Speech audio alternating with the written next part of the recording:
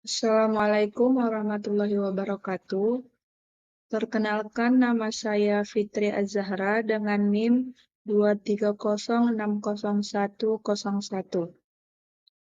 Di sini saya dari Fakultas Ekonomi dan Bisnis dengan jurusan Ekonomi Pembangunan. Di sini saya akan menjelaskan mengenai sistem pemesanan tiket kereta api rantau perapat dengan prinsip pemrograman modular pada C++, yang mana ini termasuk tugas UAS pada bidang studi pengantar coding. Yang pertama, di sini saya akan memaparkan overview-nya. Yang pertama, pengertian pemrograman modular, skenario pemrogram dan merancang program, dan analisis program. Materi pertama yaitu pengenalan tentang program pemesanan kereta api pada C++. Seiring dengan kemajuan dan perkembangan zaman di era globalisasi ini, manusia dituntut mengikuti perkembangan ilmu pengetahuan dan teknologi, yang mana perkembangannya itu membuat banyaknya perangkat lunak seperti software dan semakin meningkatnya kecanggihan perangkat keras, yang mana mengakibatkannya tersedianya bahasa-bahasa pemrograman komputer seperti C++, Pascal, Basic, dan lain-lain, yang mana mendorong para ahli komputer untuk merancang sebuah program yang dapat dipergunakan sebagai alat bantu dalam menyelesaikan sebuah pekerjaan dalam bidang tertentu, seperti mesin penghitung untuk reservasi penjualan tiket kereta api, di mana mesin penghitung mempermudah penjual dalam melakukan proses pembayaran. Selanjutnya, pengertian pemrograman modular itu sendiri. Pemrograman modular merupakan metode pemakaian yang sangat mudah digunakan untuk bahasa C atau C++. Pemrograman modular maksudnya adalah membagi program ke dalam modul-modul yang lebih kecil dan saling berkaitan antara yang satu dengan yang lainnya. Selanjutnya yaitu skenario pemrograman dalam pemesanan tiket kereta api. Yang pertama, program dimulai dengan menampilkan menu kepada pengguna.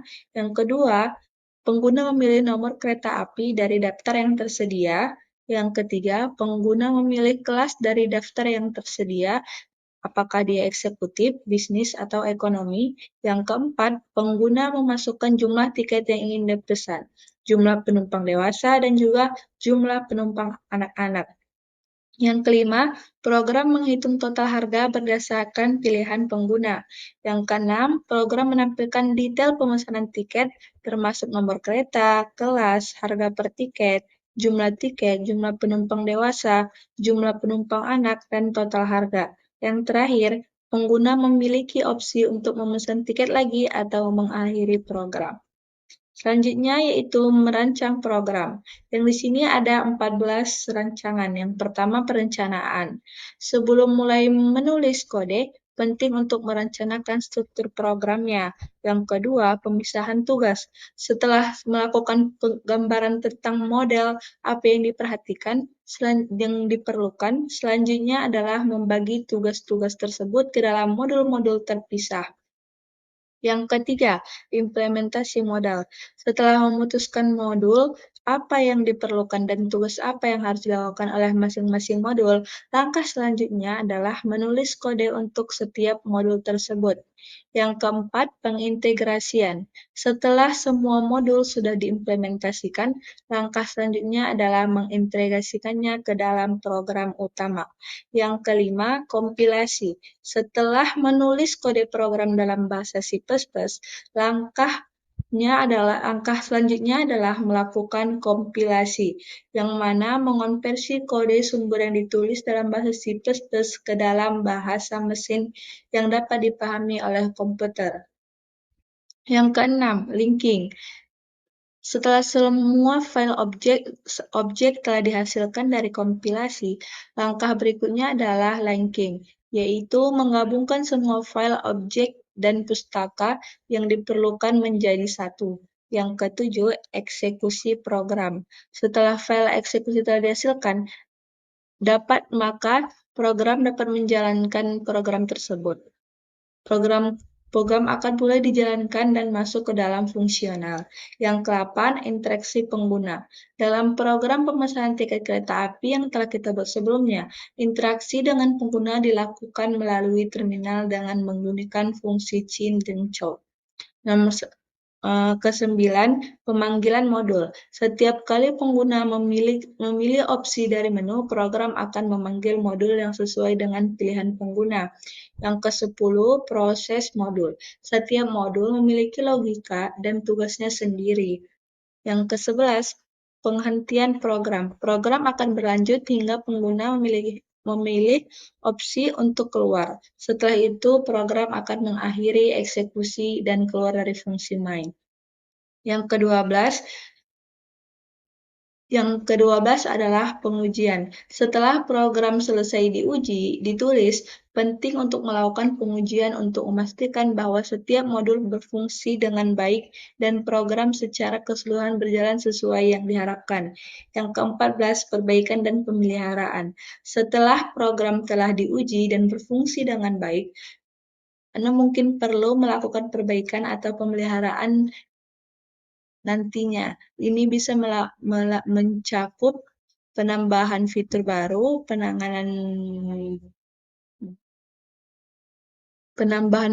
baru, atau peningkatan tenaga kerja.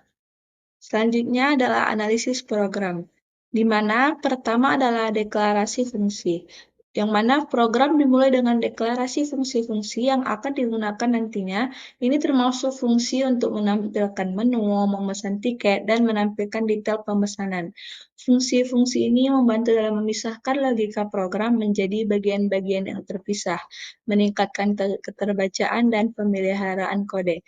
Seperti pada gambar, itu adalah contoh dari deklarasi fungsi yang menghasilkan poin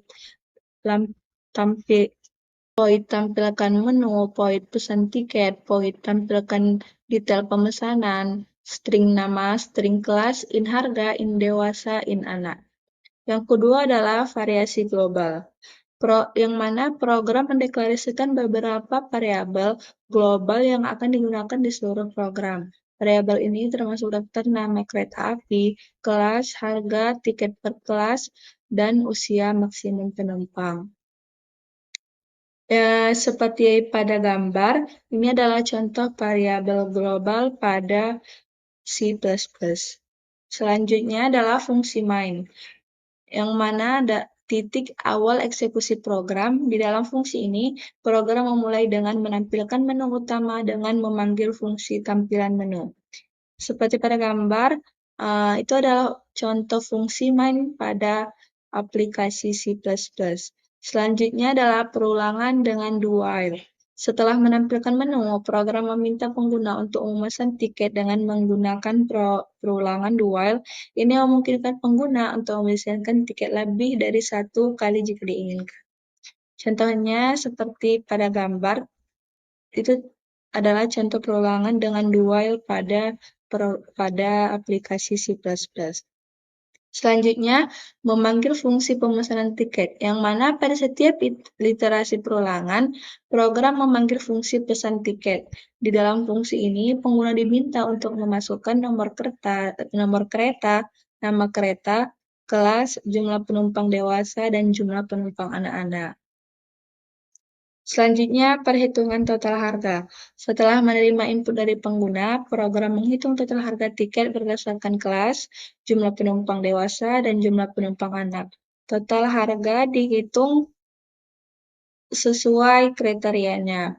Contohnya, yang ada contoh perhitungan total harga pada C++ seperti gambar berikut ini. Selanjutnya, menampilkan detail pemesanan. Setelah perhitungan selesai, program menampilkan detail pemesanan tiket, termasuk nama kereta, kelas, harga, jumlah penumpang dewasa, jumlah penumpang anak, dan total harga. Ini dilakukan dengan memanggil fungsi tampilan detail pemesanan.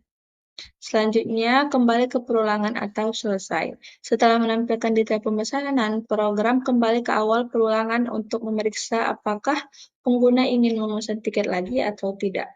Jika tidak, program selesai dan mengucapkan terima kasih kepada pengguna.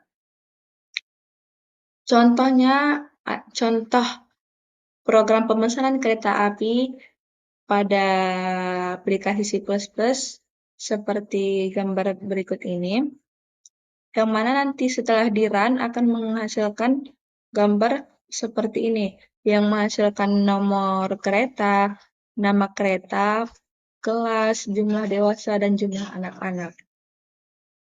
Setelah run-nya sudah sesuai dengan program, maka pembuatan pemesanan kereta api pada sisi plus berhasil. Maka dapat disimpulkan, dari membaca dan memahami materi yang saya buat ini, maka kita dapat memahami bahwa dengan menggunakan pendekatan modular, program dapat dibangun dengan baik, memisahkan berbagai fungsi dan proses ke dalam unit yang terdefinisi dengan baik. Ini membuat kode lebih mudah dimengerti, dipelihara, dan diperluas di masa mendatang. Sekian presentasi dari saya. Terima kasih. Saya Fitri Azahra dengan NIM 230600101. Wassalamualaikum warahmatullahi wabarakatuh.